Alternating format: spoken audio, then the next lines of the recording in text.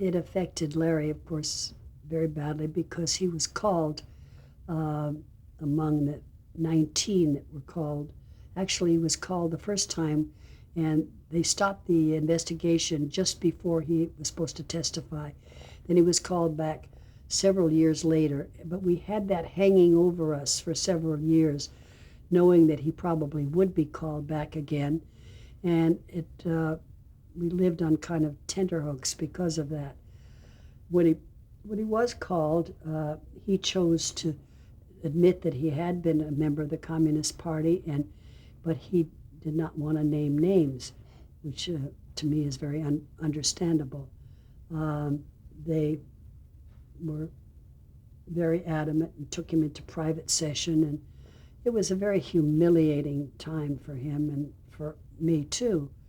And I I suspect, and Larry told me once, he thought this was true, that I was supposed to be called too at the same time, but I was 9 months pregnant, and I don't think they thought it was a good idea to get me up on stand. It's not a very good picture. Well, because he was on a list of what they call subversive people, because he had been a member of the Communist Party, which, everyone sort of well-thinking people in those days were allied with progressive organizations because they were the only ones that were doing anything about discrimination, about better housing, and things like that. And you felt a sense of justice. You wanted to be part of it. And certainly that's why I was. My involvement seemed to be mostly doing benefits. I was doing benefits for every good cause. And Larry's was quite slight, but, it was all for causes that were understandably that you would be sympathetic to. Well, at that point, he had done the Jolson story. So he was a big star. I've always felt that that's why he was called, because he was good headlines. And the day that he testified or was called up, the headlines on the newspapers were that big. Larry Parks admits being commie. The very next day, Truman dismissed MacArthur, and the headlines then went to that item. But it's funny because Larry's headline was above something very world-shaking. I don't know what it was, but it was something like Pearl Harbor. Wasn't Pearl Harbor, but something like that. And there were just little headlines for that. And this big, huge headline, because he was a big star. He's a big Hollywood star. The Jolson story was the first movie, I think, in Hollywood to make in the first year something like $10 million. Now that's nothing today, but in those days that was a very big profit for a movie to make. And he was famous all over the world. We went to London and played the provinces in England 3 times, and Larry was like Frank Sinatra, the screaming fans and everything. So that picture was very popular every place, in Europe as well as the United States. So, as I say, he was big headlines for the committee. Well, it's a very hard thing. He was not hired. That was the thing. And you could never put a face on it. You just find out that he was up for something, and then all of a sudden somebody said, no, he's not hireable.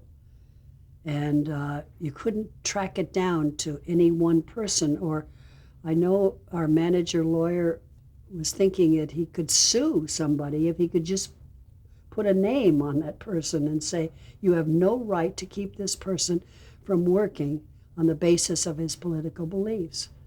And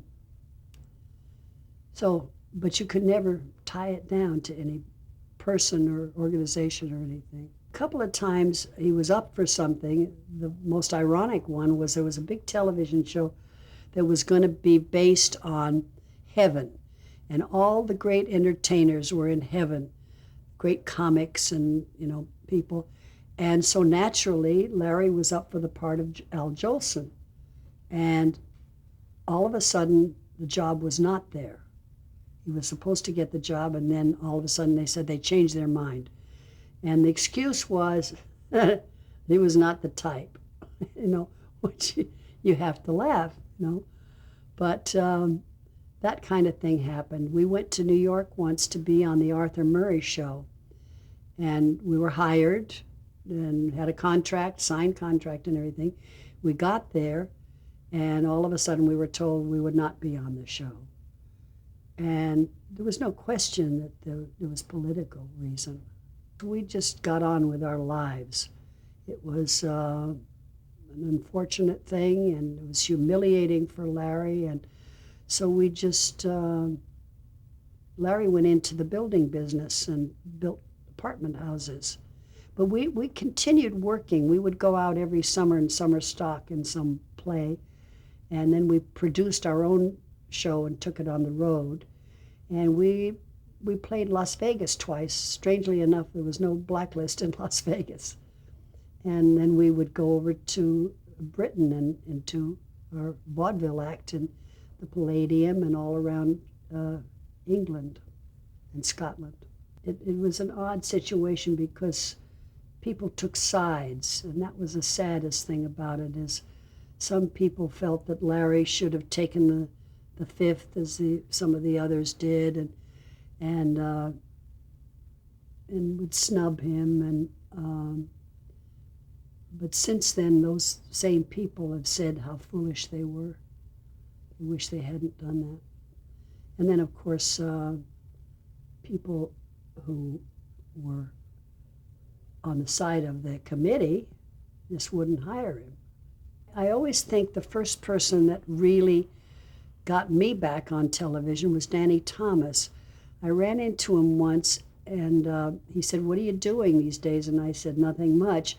The next thing I know, I was on his show, and I know he was aware of the situation, and he must have just gone to bat for me.